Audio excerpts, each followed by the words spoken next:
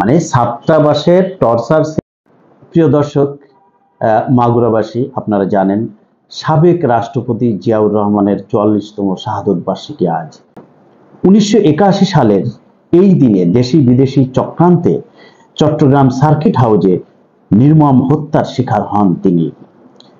বিএনপির প্রতিষ্ঠাতা ও সাবেক রাষ্ট্রপতি শহীদ জিয়াউর রহমানের শাহাদত বার্ষিকীতে বিভিন্ন কর্মসূচির মাধ্যমে দেশে পালিত হচ্ছে জিয়াউর রহমানের শাহাদত বার্ষিকী। স্বাধীনতার ঘোষক জিয়াউর রহমানের মুক্তিযুদ্ধের অন্যতম সেক্টর কমান্ডার ও জেট ফোর্সের অধিনায়ক ছিলেন তিনি। ক্ষমতায় থাকাকালে জিয়াউর রহমানের প্রতিষ্ঠিত বাংলাদেশ জাতীয়তাবাদী দল বিএনপি বাংলাদেশের অন্যতম বৃহৎ রাজনৈতিক শক্তিতে পরিণত হয়েছে। আজ সারাদিন ব্যাপী বাংলাদেশের প্রত্যেকটি জেলায় শহীদ প্রেসিডেন্ট জিয়াউর রহমানের শাহাদত বার্ষিকী পালন হয়েছে। সকাল 10:30টায় জিয়াউর রহমানের মাজারে জ্যেষ্ঠ নেতারা, রাজনীতিবিদরা ফুল দিয়ে এবং মোনাজাতের মাধ্যমে তাকে স্মরণ করেছে এবং গরিব দুঃখী মেহনতি মানুষের মাঝে খাবার বিলিয়ে মিলাদ মাহফিল করে আলোচনা সভা করে আজ সারাদিন এই দিনটি পালিত হয়। তেমনি মাগুরাতেও কিন্তু এই দিনটি পালিত হয়েছে। মাগুরার বিএনপির যারা আছেন, বিএনপির অফিসে সারা দিন ব্যাপী এই অনুষ্ঠান চলে এবং শহীদ প্রেসিডেন্ট জিয়াউর রহমানের আদর্শ, নীতি নৈতিকতা, তার কর্মজীবন, তার যে রাষ্ট্রনায়কত্ব, তার সেই জীবনী নিয়ে আলোচনা হয় এবং নতুন প্রজন্মের মাঝে শহীদ প্রেসিডেন্ট জিয়াউর রহমানের আদর্শকে ছড়িয়ে দেওয়ার জন্য দিনব্যাপী নানা প্রোগ্রাম মাগুরাতে পালিত হয়। আজকে আমি শহীদ প্রেসিডেন্ট জিয়াউর রহমানকে শ্রদ্ধা করে আজকের পর্বটি আমি উপহার দিচ্ছি। Magura SH media online Magura টকে আপনাদেরকে স্বাগত জানিয়ে শুরু করছি আমার আজকের অনুষ্ঠান। আজকের আলোচনার অনুষ্ঠান মাগুরাকে নিয়ে এবং জাতীয় রাজনীতি কিছুটা হলেও টাচ দেব। মাগুরার রাজনীতি তথা সামাজিক উন্নয়ন, সামাজিক অবক্ষয়, বিভিন্ন অপরাধ সংগঠিত এবং যুব সমাজের ভিতর, ছাত্র সমাজের ভিতর যে অপরাধ সংগঠিত হচ্ছে সেই সমস্ত ঘটনাবলী নিয়েই আমার আজকের আলোচনার অনুষ্ঠান। প্রিয় দর্শক, কিছুদিন আগে আসিয়া যে ধর্ষণ হয়েছিল, সেই ধর্ষণের ঘটনা সারা বাংলাদেশ ব্যাপী তথা বিশ্বে যে যেখানে বাঙালি আছে আমরা আতঙ্কিত হয়ে গিয়েছিলাম। সেই আসিয়া ঘটনার রেশ কাটতে না কাটতেই বিভিন্ন ঘটনার সম্মুখীন হচ্ছে মাগুরা জেলায়, বিভিন্ন ঘটনা ঘটছে। সেই ঘটনার কিছু ঘটনা নিয়ে আপনাদের মাঝে আমি হাজির হয়েছি, শাহিনুর ইসলাম। প্রিয় দর্শক, অনেকদিন পরেই আমি হাজির হয়েছি। আমার ব্যক্তিগত কিছু কারণের জন্য আমি আপনাদের মাঝে নিয়মিত অনুষ্ঠান উপহার দিতে পারিনি। মাগুরার রাজনীতি তথা বাংলাদেশের রাজনীতি নিয়ে যে কথাবার্তা আমি বলে থাকি সবসময় আপনারা জানেন মাগুরা টকে, সেই মাগুরা টক কিছুদিন যাবৎ অনুপস্থিত ছিল। দর্শক, আপনারা হয়তো অনেক কিছু ভাবতে পারেন, কিন্তু না, আমার কিছু ব্যক্তিগত কারণে আমি আপনাদের মাঝে হাজির হতে পারি না। যাই হোক, আমি যে কথাটি বলতে চাই দর্শক, দেখুন, ছাত্র সমাজ, যুব সমাজ, আমরা 24-এর গণ আন্দোলনের পরে, আমরা 24-এ যে ফ্যাসিস্ট শেখ হাসিনার বিদায়ের পরে যে আমরা নতুন করে ভাবতে শিখেছিলাম এই বাংলাদেশটাকে নিয়ে, বাংলাদেশের মানুষ আবার নতুন করে স্বপ্ন দেখতে শুরু করেছিল। কিন্তু বর্তমান যে রাজনৈতিক প্রেক্ষাপট, সামনে নির্বাচন হবে কিনা, বিএনপির মতো একটি বড় দলের দাবি যে ডিসেম্বরের মধ্যেই নির্বাচন দিতে হবে, কিন্তু সঠিকভাবে কোনো দিন তারিখক্ষণ ঘোষণা করে রোডম্যাপ এখনো ডক্টর ইউনূস সরকার ঘোষণা করেনি। কি হবে বাংলাদেশে, কোন দিকে যাচ্ছে বাংলাদেশের রাজনীতি? কিছুদিন গত কয়েকদিন আগেই তারুণ্যের রাজনৈতিক অধিকার নিয়ে যে সমাবেশ হলো বিএনপির, সেই সমাবেশে জনাব তারেক রহমানের যে বক্তব্য আমরা দেখেছি, তার যে কড়া হুঁশিয়ার যে এই সরকারকে ডিসেম্বরের মধ্যে নির্বাচন দিতে হবে এবং এই সরকারকে কড়া হুঁশিয়ার করেছেন যে ডিসেম্বরের মধ্যেই নির্বাচন দিতে হবে। জানি না আমরা কোন দিকে যাচ্ছে রাজনীতি তথা বাংলাদেশের রাজনীতি কি হতে পারে। ডক্টর ইউনূস, কেউ কেউ ভাবছে যে ডক্টর ইউনূস একটা ষড়যন্ত্র করছে, আবার কেউ কেউ ভাবছে না, তাকে সময় দেওয়া উচিত। সেই বিচার জনগণই করবে। তবে আমার মতে খুব দ্রুত নির্বাচন দেওয়া উচিত, রাজনৈতিক সরকার আসা উচিত। তা না হলে আইন শৃঙ্খলা পরিস্থিতি যে অবস্থা দেখছি আমরা, পুলিশের মনোবল একেবারেই নাই। এখন যে কোনো একটা ঘটনা ঘটলে দেখা যাচ্ছে যে পুলিশ আগের মতো সেরকম অ্যাক্টিভ না। আবার এত বড় একটা নির্বাচন পুলিশ বাহিনী দিয়ে করতে পারবে কিনা, আর্মির এত ম্যাজিস্ট্রেট পাওয়ার দিচ্ছে কিন্তু কোথাও কোনো মব থামাতে পারছে না। আমরা কিছুদিন যাবতই ঢাকা শহরে মবের শহর হয়ে গিয়েছিল, আমরা রাস্তাঘাটে বেরোতে পারি না, জ্যাম। বাংলাদেশের কেন্দ্রবিন্দু হলো রাজধানী, সেখানে আমরা চলতে মানে একেবারেই মনে করেন যে ঘরে বন্দী হয়ে গিয়েছিলাম, যানজটের নাকাল। মানে আমরা বন্যা যেমন হয় বাংলাদেশে, তেমনি দাবির প্লাবন যেন বয়ে যাচ্ছিল। তো সেই সমস্ত একটা চাপ এই সরকারের আছে। তারপরে অর্থনৈতিক অবস্থা যে ভাবে দেখছি আমরা, ভবিষ্যতে এই সামনে বাজেট কি হতে যাচ্ছে আমরা জানি না। আমাদের সাধারণ মানুষের উপর যদি কর করারোপ করা হয়, তখন আরো দেখা যাচ্ছে যে অর্থনৈতিক অবস্থা কি হতে পারে, এটা অর্থনৈতিক বিশ্লেষণ যারা করে তারা বুঝতে পারবে। আমি এই ছোট্ট পরিসরে না বললাম।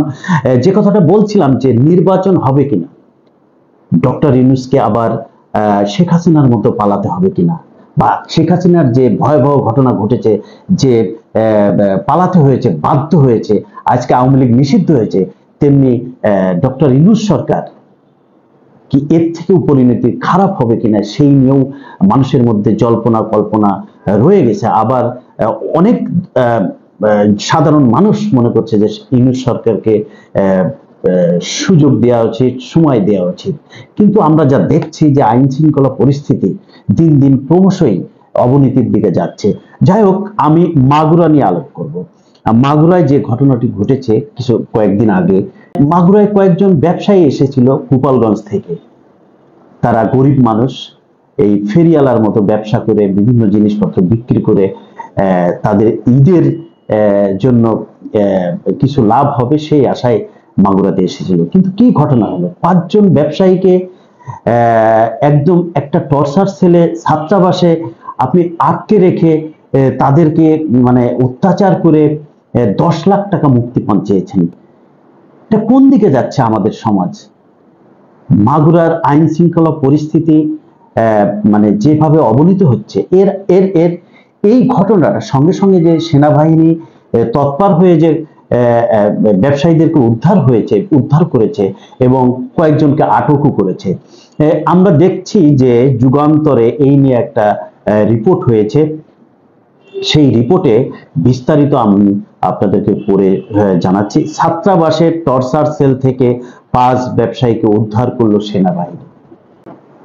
মানে ছাত্রাবাসের টর্চার সেল থেকে 5 জন ব্যবসায়ীকে উদ্ধার করেছে, এটা সাজিয়ারা এলাকায়। তো আমরা বিস্তারিত দেখছি কি কি কি হয়েছিল সেই ঘটনা।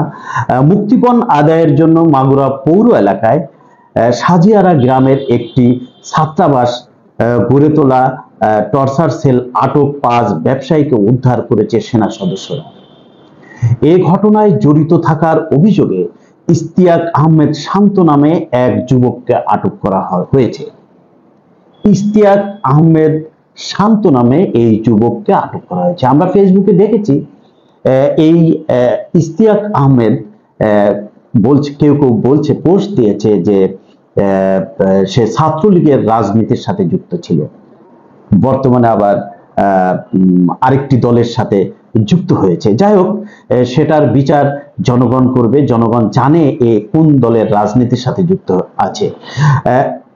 মাগুরা পৌরসভার 1 নম্বর ওয়ার্ডে বিএনপির সাবেক সাধারণ সম্পাদক তানজিল হোসেনের বড় ভাই রফিকুল ইসলামের ছেলে। গোপন সংবাদের ভিত্তিতে মাগুরা ক্যাম্পের দায়িত্বরত সেনা সদস্যরা বুধবার রাত 10টার দিকে সাজিয়ারা গ্রামের এসএম ছাত্রাবাসে আটকে রাখা ব্যবসায়ীদের উদ্ধার করেন। রাজীব সর্দার, হৃদয় সর্দার, বাবু শেখ, ওসমান শেখ এবং রিয়াদ ইসলাম নামের ওই 5 ব্যবসায়ী বাড়ি গোপালগঞ্জ সদর উপজেলার বরফা গ্রামে। নানা ধরনের ইলেকট্রনিক পণ্য ফেরি করে বিক্রির উদ্দেশ্যে গত 21শে মে মাগুরা এসে ইশতিয়াক আহমেদ শান্তর খপ্পরে পড়েন তারা। ইশতিয়াক হোসেন শান্ত মঙ্গলবার সন্ধ্যায় তাদেরকে কৌশলে সাজিয়ারা গ্রামের ওই ছাত্রাবাসে নিয়ে গিয়ে আটকে 10 লাখ টাকা মুক্তিপণ দাবি করেন। কি অবক্ষয়, কি সোনার ছেলে যে 10 লাখ টাকা চান্দা দাবি করলাম, কত বড় দুঃসাহস, মানে মানে কতটা ভয়ঙ্কর এরা। মানে কিছুটা হলেই মব করে দেব, কিছু হলেই ফেসবুকে লিখে তাকে ন্যাংটা করে দেব, কিছু হলেই মানে চান্দা ধরবো, কিছু হলে, এগুলো বলার কেউ নাই, এগুলো দেখার কেউ নাই মাগুরাতে কি এগুলো নিয়ন্ত্রণ করার কেউ নাই? প্রশাসন আপনারা কোথায়? আপনাদের কি মানে ঘটনা ঘটে গেলে তারপর উদ্ধার করবেন? যাই হোক, ইশতিয়াক হোসেন শান্ত মঙ্গলবার সন্ধ্যায় তাদেরকে কৌশলে মানে সাজিয়ে নিয়ে 10 লাখ টাকা মুক্তিপণ দাবি করে এবং তারা নিজেদের আর্থিক অসঙ্গতির কথা জানালে শান্ত আরো 7-8 জনকে সঙ্গে নিয়ে মঙ্গলবার রাতভর এবং বুধবার দিনের বিভিন্ন সময়ে পালাক্রমে তাদের উপর নির্যাতন চালায়। এলাকাবাসী জানায়, মাগুরা মোহাম্মদপুরের বাড়ি মহসিন নামে এক প্রবাসী ওই ছাত্রাবাসের মালিক। হুরাইরা নামে সাদিয়ারা গ্রামের একটি ছেলের মাধ্যমে তিনি ছাত্রাবাসটি পরিচালনা করে আসছিলেন, কিন্তু 5 আগস্টের পর ইশতিয়াক আহমেদ শান্ত ছাত্রাবাসের বসবাসরত ভাড়াটিয়াদের উচ্ছেদ করে সেটি তার বিভিন্ন কক্ষে তালা ঝুলিয়ে তার দখলে নেয় এবং বিভিন্ন সময় বন্ধু বান্ধবদের সাথে নিয়ে সেখানে মদের আড্ডা, সেখানে মাদকের আড্ডা, সেখানে বিভিন্ন রকম অসামাজিক কার্যকলাপে লিপ্ত হয়। কি দারুণ যে 5 আগস্টের পরে এই ভদ্রলোকের ছাত্রাবাসটি তার দখলে নিয়ে নেয়। এটা মাগুরার প্রশাসন জানেই না, মাগুরার প্রশাসনের নলেজেই নাই যে এরকম একটি ঘটনা সাজিয়ারা গ্রামে, খুব কাছেই মাগুরার, সেখানে ঘটে চলেছে। মাগুরার গোয়েন্দা সংস্থা কি করে আমি জানি না। যাই হোক, মঙ্গলবার ওই 5 ব্যক্তিকে আটকের পর তারা সেখানে সাউন্ড বক্সের মাধ্যমে উচ্চ মাত্রায় মিউজিক চালায়, তাদের নির্যাতন করে বলেও জানায় এলাকাবাসীর আসলে কিছু করার নাই। এখন বর্তমান যে রাজনৈতিক পরিস্থিতি, যে একটি বড় দল তাদের কোনো কর্মী যদি এই ধরনের ঘটনা ঘটিয়ে থাকে তাহলে কিন্তু সাধারণ মানুষের ভয়ে কিছু বলতে পারবে না। সেরকম ঘটনাই হয়তো সাজিয়ারা ঘটেছে। বুধবার রাতে ওই ছাত্রাবাস থেকে আটক ব্যবসায়ীদের ছাড়াও নানা ধরনের মাদকদ্রব্য উদ্ধার করে সেনা সদস্যরা, পরে রাতেই তাদেরকে সদর থানা পুলিশের হেফাজতে দেওয়া হয়। মাগুরা সদর থানার ভারপ্রাপ্ত কর্মকর্তা মোহাম্মদ আইয়ুব আলী জানান, এই ঘটনার আরো কয়েকজন জড়িত রয়েছে বলে জানা গেছে, তাদেরকেও আটকের চেষ্টা চলছে। হয়তো এর মাঝেই আটক হয়ে যাবে। মাগুরার প্রশাসন হয়তো নড়ে চড়ে বসেছে। এই ঘটনা একটি সাধারণ ঘটনা না। 5 জন ব্যবসায়ীকে আপনি দিনে দুপুরে তাদেরকে আটকে 10 লাখ টাকা চাঁদা দাবি করবেন, এটা কিন্তু ভীতির সঞ্চয় করে, এটা কিন্তু আতঙ্ক সৃষ্টি করে। এলাকায় দেখবেন আপনি, দেখা যাচ্ছে যে যারা ভদ্রলোক, যারা নিরীহ লোক, যারা নীরবে সমাজের জন্য কন্ট্রিবিউশন করে, ভালো লোক, তারা কিন্তু এলাকায় আর থাকতে পারবে না। তার কারণে এই ধরনের ঘটনা ঘটলে তারা এলাকায় আর যাবে না, তারা এলাকায় আর বসবাস করতে চাবে না। অতএব এই ঘটনা যাতে আর পুনরাবৃত্তি না হয়, সেনাবাহিনী তথা মাগুরার পুলিশ বাহিনীকে আমি অনুরোধ করব, আপনারা প্রত্যন্ত অঞ্চলে যেখানে আপনার সোর্সের মাধ্যমে এই ঘটনা ঘটার আগে যেন দৃঢ় শাস্তি দেওয়া হয় এবং প্রত্যেক আসামিকে যেন দৃষ্টান্তমূলক শাস্তি দেওয়া হয় এবং আপনারা কোর্টে গেলেই কোর্ট থেকে ছাড়িয়ে নিয়ে আসে কিছুদিন পরেই, সেটাও আইনের বিষয়। আমরা আইনি ফাঁক ফোকর দিয়ে এদেরকে ছাড়িয়ে নিয়ে আসে। যাই হোক, আমরা চাই ইশতিয়াক আহমেদ, এই ইশতিয়াকের মতো আর কোনো মানে সন্ত্রাসী বাহিনী যেন মাগুরাতে গড়ে না ওঠে। বাংলাদেশটা এমনি অশান্তিতে আছে, বিভিন্ন মব সৃষ্টি হচ্ছে। আমি বিএনপি তথা মাগুরায় যারা রাজনীতিবিদ আছেন, কর্তৃপক্ষ আছেন, তাদের দৃষ্টি আকর্ষণ করে বলতে চাই, এই ধরনের ঘটনা ঘটলে কিন্তু আপনাদের উপরেও কিছুটা দায়ভার আসে।